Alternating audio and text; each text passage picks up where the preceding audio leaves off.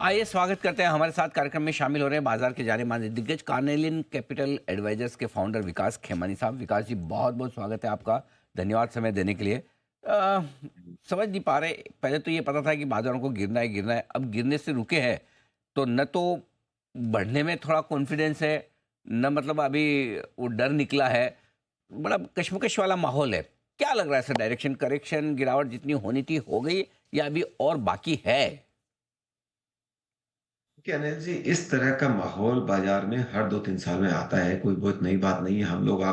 हम सब बरसों से बाजार में हम देखते हैं कि मार्केट हर बार स्विंग करता है ग्रीड और फियर में। आप अगर 6 महीने पहले बात करेंगे तो आपको लोग खाली नए स्टॉक बताओ ये बात करते थे, कि नया आइडिया बताओ, नए स्टॉक बताओ। आज के डेट में बताओ कि भाई मार्केट कब रुकेगा। सो ये एक नेचुरल सी साइकिल है कि वो मार्केट स्विंग्स। राइट ना, हम लोग एकदम स्विंग हो गए हैं फियर के सामने। थिंग्स इतनी बुरी नहीं है जितनी मार्केट्स में हो रही है, बट ये नेचुरल करेक्शन है क्योंकि एक्सेस भी थोड़े हो गए थे। स्टॉक्स के वैल्यूएशंस भी काफी ज्यादा हो गए थे और काफी यूफोरिया जो कुछ पॉकेट्स में बन गया था वो ज्यादा था। तो एक नेचुरल क्लेंजिंग एक्सरसाइज है। मुझे जो अभी ये याद दिलाता है, ये यूक्रेन, अगर सिमिलर करेक्शन हमने 2022 में देखा था, जनवरी टू जून के बीच में। 2021 आपको ध्यान हो तो बहुत अच्छा साल गया था। 2020 का सेकेंड हाफ बहुत अच्छा गया था। और 2022 में 18,500 वाला निफ्टी तो 6 महीने के पीरियड में 15,500 हो गया था। तो लगभग लगभग 18 से 20% की उसमें कमी आई थी बाजार में। और उस समय भी यही सब global global political situation, oil prices, inflation, यहाँ तक कि कुछ लोगों ने तो वर्ल्ड वॉर 3 की भी घोषणा कर दी थी। तो जब नॉइस बढ़ता है तो ये सब अनसर्टेनिटी आती है, तो ये सब और नाजायज मार्केट वीक रहे। पर हमने उस समय एक नोट लिखा था कि this vintage will deliver the best return. और आप देख लीजिए वो विंटेज आज भी अच्छा रिटर्न दे रही है। तो उस समय हमने एक फंड लॉन्च किया था, कॉन्ट्रा पोर्टफोलियो। उसका आज भी रिटर्न 35% का सीएजीआर चल रहा वाह, है। क्या तो बात। मेरे को याद आता है, अब लगता है कि ये सिमिलर माहौल है जहां पे निफ्टी जो 26,500 वाला था, जो आज करेक्ट होके 22,000 हो गया। लगभग 18-20% की इसमें भी गिरावट आई है। और काफी हद तक ये हो गया है। इस खराब नॉइस वाले मार्केट में जो लार्जली यूएस से आ रहा है, इंडिया का उससे कुछ लेना देना नहीं है। 2-3 बड़े पॉजिटिव मार्केट ने इग्नोर कर लिया। जो स्ट्रक्चरली अगर ये तेजी के बाजार में आता तो मार्केट यहाँ से मतलब 10% ऊपर हो जाता अगर ये न्यूज आती तो। आप लास्ट ईयर देखेंगे तो जो हमारी कॉर्पोरेट इकोनॉमिक ग्रोथ या फिर कॉर्पोरेट अर्निंग जो स्लो डाउन हुई, उसके दो बड़े कारण थे। एक कारण था आरबीआई ने जो टाइटनिंग किया रुपये को डिफेंड करने के लिए, 3.5 लाख करोड़ की लिक्विडिटी के सिस्टम में डिफिसिट हो गई थी। दूसरा, सरकार ने इलेक्शन के चक्कर में खर्चा नहीं किया था और पेमेंट रिलीज नहीं किया था। दोनों का कंबाइंड की वजह से इकोनॉमी में एक लिक्विडिटी स्क्वीज हो गया था, जिसका इम्पैक्ट 2 क्वार्टर के लेग से कॉर्पोरेट अर्निंग्स पे और इकोनॉमिक ग्रोथ पे पड़ा। अब आप देखेंगे तो पिछले 3 महीने में आप देखिए, बजट के बाद नए आरबीआई गवर्नर साहब आए, उनके बाद लिक्विडिटी की इशू एड्रेस हो रही है। इंटरेस्ट रेट कम करके इंडिकेटिव माहौल दिया है। एनबीएफसी का रिस्क वेटेज कम किया है। आरबीआई ने बोला हमारा स्टैंड अभी 4% इन्फ्लेशन के बजाय 4 से 6% इन्फ्लेशन है। तो basically RBI has clearly pivoted towards growth. Right, same way सरकार ने भी एक बहुत बड़ा कदम उठाया टैक्स रिबेट करके। तो 12 लाख तक की टैक्स दी है। तो आप देखिए उससे कितना बड़ा इंपैक्ट होगा।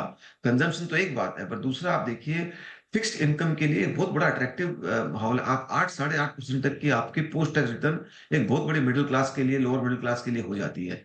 तो उससे बैंकों में डिपॉजिट बढ़ेगा।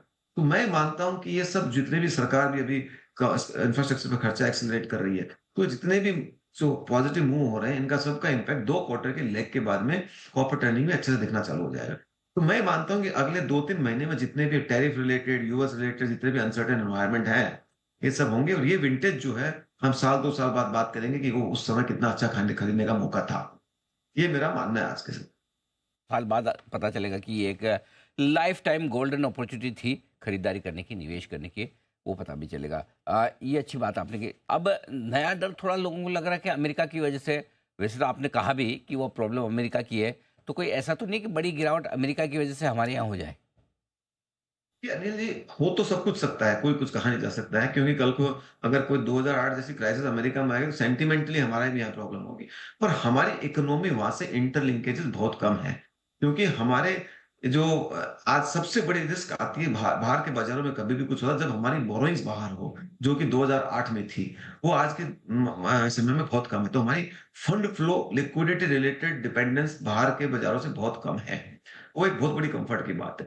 दूसरी बात जो है वहाँ पे टैरिफ की अगर कुछ होती है, तो देखिए अमेरिका कितने भी बात कर ले, एक रिटॉरिक्स होता है, एक रियलिटी होता है। अगर अमेरिका सभी देशों पे टैरिफ लगा देगा, तो क्या वो कंजम्पशन करना बंद कर देंगे? क्या वो कल से सब कुछ वहीं पे बनाना चालू कर देंगे? ये हो नहीं सकता है।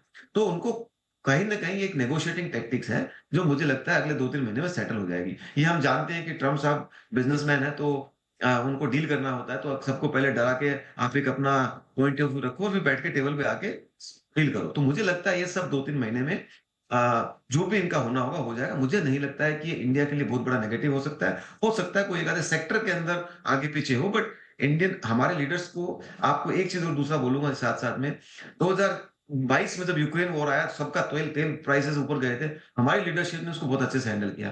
तो मैं यही कहूँगा कि इसमें हमारी लीडरशिप पे फेथ रखिए। इन्होंने 10 साल में ऐसा कोई काम नहीं किया जहाँ पे इंडिया को तकलीफ हुई हो। They have managed everything well.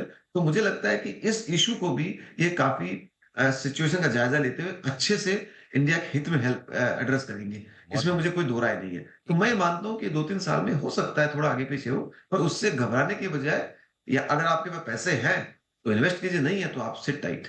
Okay, बिल्कुल ठीक बात है तो पैसा लगाएँ, नहीं तो बने रहें। लेकिन अब ये पैसा लगाने की बात आप जो कर रहे हैं विकास जी, फिर क्या ऐसे सेक्टर्स पे पैसे फ़ोकस करें जिनका सिर्फ़ भारत से लेना-देना है और जिन कंपनियों का विदेशों से लेना-देना है, क्या वहाँ से दूर रहने में समझदारी होगी? देखिए अनिल जी, मैं आपको वापस बोलता हूँ, लॉन्ग टर्म के अंदर भारत का एक्सपोर्ट ट्रेड में कोई प्रॉब्लम नहीं है। मैं आपको लिख के देता हूँ, ये 10 साल का, 5 साल का आप व्यू लेते हैं तो। अब 1-2 क्वार्टर में क्या होगा मुझे नहीं पता है, ठीक है? क्योंकि इंडिया की जो मैन्युफैक्चरिंग स्ट्रेंथ है बहुत बढ़िया। दूसरी बात, मैन्युफैक्चरिंग के अंदर एक दूसरी बहुत बड़ी अपॉर्च्युनिटी है जो इम्पोर्ट सब्स्टिट्यूशन की, उसको तो ट्रम्प साहब चेंज नहीं कर सकते हैं ना। जो हमको सब्स्टिट्यूट करना है, बाहर से मंगाते वो तो हमको करना ही है। वो itself is a very big opportunity. तो कहने का मतलब manufacturing will remain great opportunity. अगर किसी को डर लगता है तो एक्सपोर्ट मोड अवॉइड कीजिए, जब थोड़ा 2 क्वार्टर बाद तब मिल जाएगा, मार्केट थोड़ी बंद हो रहा है। कहने का मतलब मैं नहीं मानता कि इंडिया की एक्सपोर्ट पोटेंशियल गोइंग कहीं-कहीं को जा रही है, क्योंकि जो हमारी यूथ है या हमारी पोटेंशियल है, हमारा नॉलेज है, केमिस्ट्री नॉलेज, इंजीनियरिंग नॉलेज, जो टैलेंट पूल है वो आज इनेबल हो चुका है। तो वो मेरे ख्याल से चलता रहेगा। और दूसरी बात, जो सेक्टर जैसे बैंकिंग है, उनमें तो बाहर पे कोई डिपेंडेंसी नहीं। आज इतना अच्छा अपॉर्चुनिटी है जिसके अंदर करेक्शन भी हो चुका है। काफ़ी बैंक्स 0.6, 0.7 वन टाइम बुक पे अवेलेबल हैं, जिनका तो और हम सबको पता है कि हमारी बैंक्स अच्छी शेप में है, बैलेंस शीट क्वालिटी अच्छी है, ग्रोथ आनी है, तो वहाँ पे लीजिए, कोई प्रॉब्लम नहीं है, क्योंकि वहाँ पे भी पैसा तो बनेगा। ठीक बात है, तो जहाँ इंडिया स्टोरी स्ट्रॉन्ग है। अच्छा, एक और चीज़, लार्ज कैप, मिड कैप और स्मॉल कैप के बीच में चर्चाएँ चलती हैं। क्या अभी भी small cap, mid cap risky ज़्यादा है और बेहतर है कि दिग्गज शेयरों में रहें? ये अगेन वो होता है आदमी की रिस्क एपेटाइट। स्मॉल और मिड कैप में जो रिस्क सबसे ज्यादा होती है, वॉलेटिलिटी की रिस्क होती है।